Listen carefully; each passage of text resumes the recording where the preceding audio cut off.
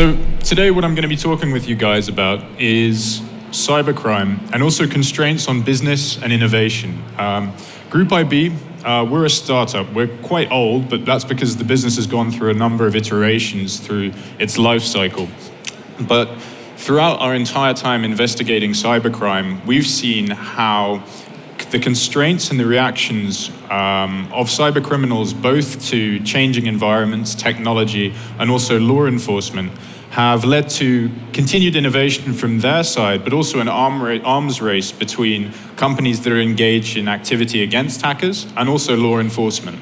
So what I wanted to just briefly discuss is how this is broadly applicable, not just to cybercrime, but also to all of innovation. And the first way I'd like to do this is drawing attention to something Russian, and this is religious iconography. Perhaps somewhat of a strange example, but something that is still very interesting and also very much applicable. So here on the right, we have an icon by Andrei Rublev, and it's a standardized icon. It's not particularly inspiring. I mean, it's beautiful for all intents and purposes. But what I really want you to look at here is the form. As you can see, the form here is identical to the form of the Vladimir Mother of God icon, which is fascinating. It's an incredibly beautiful piece of art, and it inspires at a different level. However, these constraints have created completely different levels of quality. And this is something that expands as well to sport.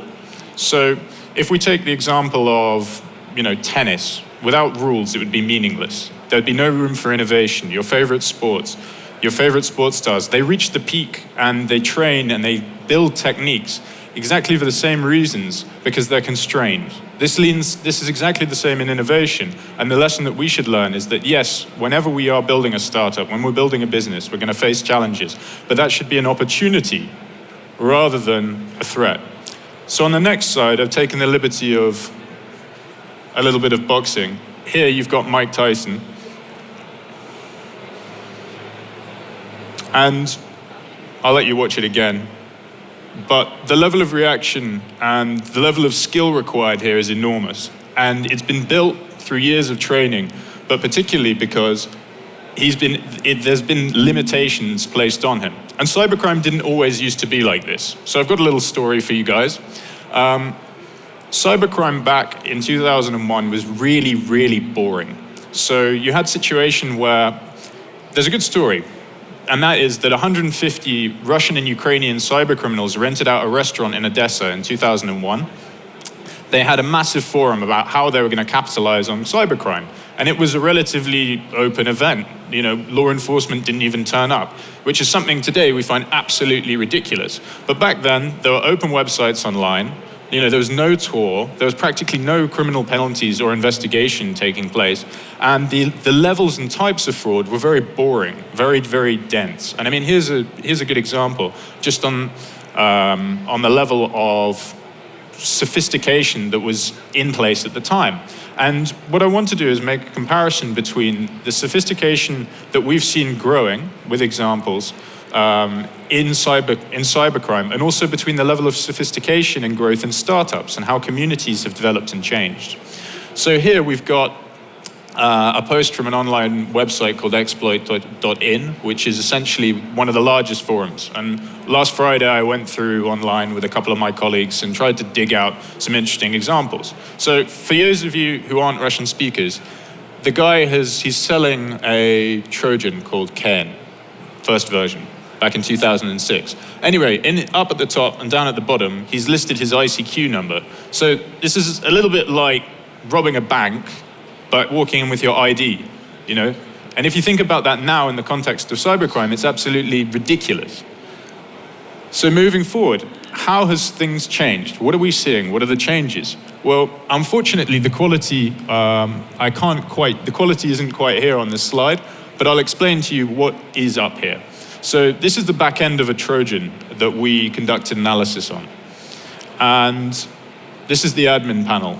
So up here, you've got the different kinds of antivirus. So in here, there's Norton, AVG, Kaspersky, to annoy our competitor. And in these columns, they're the level of detection rate and they're the level of success that the bots are having on these devices working against antivirus. So for us, this is a perfect example of how cyber criminals have taken something that normally would be considered an obstacle, and they've worked their way around this restriction. This is again shown in how also restrictions do have an impact, but also how business models have changed. So once you got over this initial layer of card fraud and things that began to develop because of the increased restrictions by police, you had the development of Tor, you had new types of malware being created in order to steal more efficiently because money wasn't being made. As a result, you started seeing business-to-business cybercrime. And this is really, really interesting because today and yesterday, as I was walking through, but also yesterday in particular, I got a message from a startup, and it's offering startup-to-startup business services. Exactly the way that one of the guys we investigated and arrested, Dmitry Fedotov, was providing exploits and cybercrime services in order to build his own business. And now we've seen this massive explode into a community that's interacting amongst itself and is very successful. And it's very encouraging to see that a broad parallel is taking place here in Europe now. I mean, we've got Slush is probably the best example of how, as a community, startups, not just in say commercial sectors, but fintech, cybersecurity, we're all communicating. We're getting these forums and getting together just in the same way that cyber criminals are.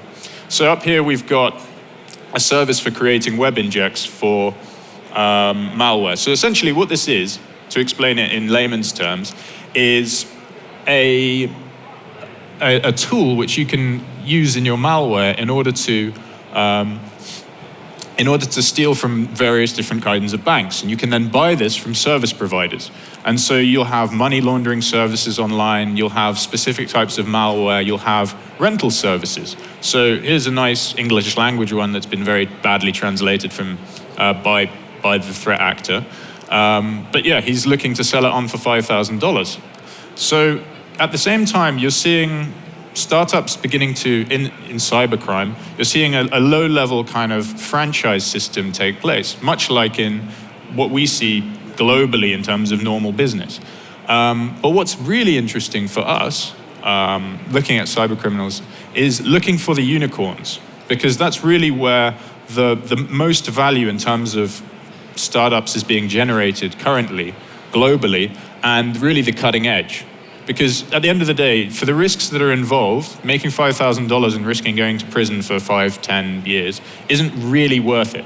So where is the money being made? How's it being made? And what can we learn from these individuals?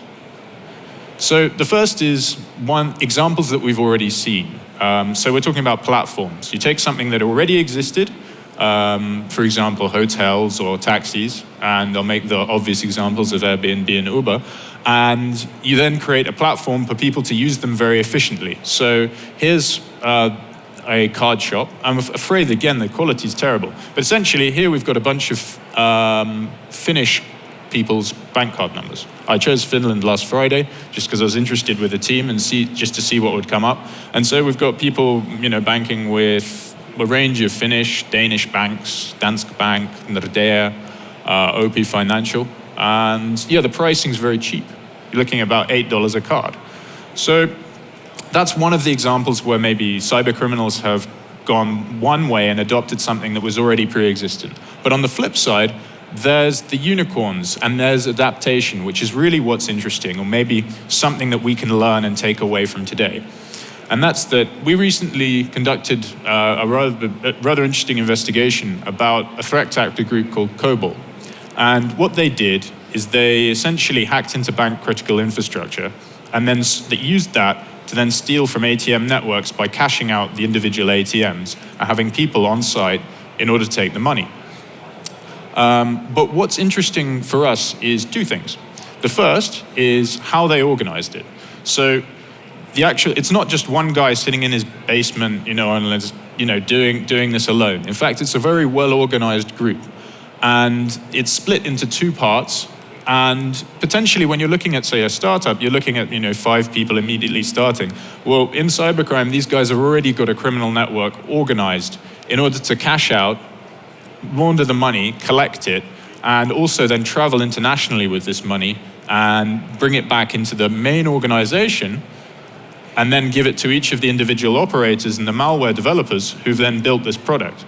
So similarly, at the top, you've got your investor, but the system is almost reversed in the sense that the investor, the malware guys aren't going to the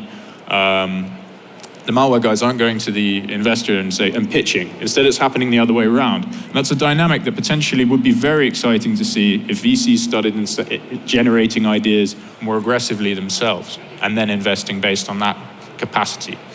The second thing that's very interesting, and what would be great to see more of, is the adaptation of very basic tools and very basic concepts that are then used. So in this attack, we saw penetration testing software being adopted to then steal money. And it's very small changes that in fact lead to compromisation at banks. But what can we really take away from this? Well, the fact is that we now need to look at each level of restriction that's placed on us whenever we're starting a business, whenever we're engaging and deciding on a venture, and understanding how can we react to the future. Because every time that a cybercrime group makes money, what they're doing is they're doing something new. Because as soon as we find out about it, then we tell of our clients, the banks talk to each other, the businesses talk to each other, and people get protected. So within a period of, say, 3 months, you've got to steal all of the money that you're going to steal. And in the same way, if you want, as a startup, to make money, you've still got to ride that initial wave and be about a year, maybe 2 years ahead of the curve with your product. So you still have to have that feeling of novelness, that feeling of lack of standardization, but also the understanding that you're very restricted, you've got a limited time frame, and you've got to react to these difficulties that you're going to face. So, what can you do? Well, like I outlined, try and keep things as simple as possible.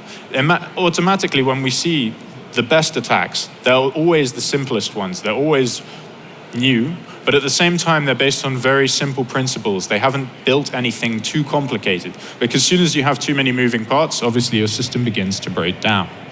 So, don't reinvent the wheel, but at the same time, force a reaction if you can. So, this is another interesting point, is that cybercriminals, unlike, say, startups, they don't have to push for adoption.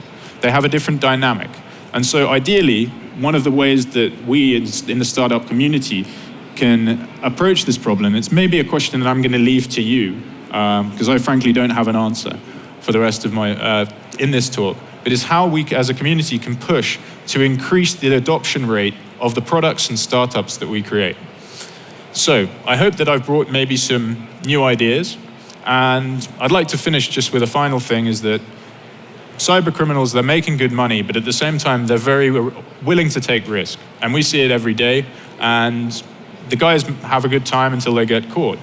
But ultimately, they're still very willing to take on risk. It's something that maybe in society, in mainstream society, we don't do as often, and maybe there's something we can learn from these cybercriminals.